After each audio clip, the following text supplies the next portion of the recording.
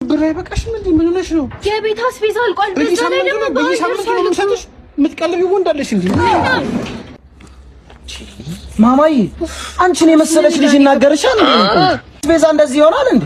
እኔ ግን እሱም በሆነ አይደለም አስቤዛ መኪና ራሱ ገዛ። የኔና እና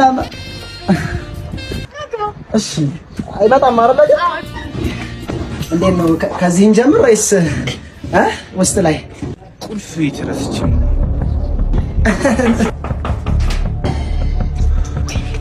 ምንድነው? እማ ምንድነው? ምንድነው? በቃ ፈቃደኛ የቀን ሰራተኛ ከማልከው ሽሚ ማን ያገለግላል? ማገልገሉንማ ባል ያገለግላል። አቅር ዘለው ሲሄዱ ሽሚ ደስ ይላል።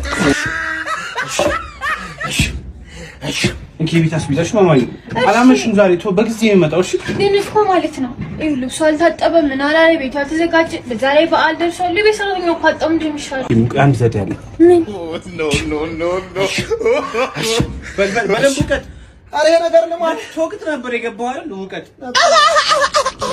እንጨትም ትፈልጣለህ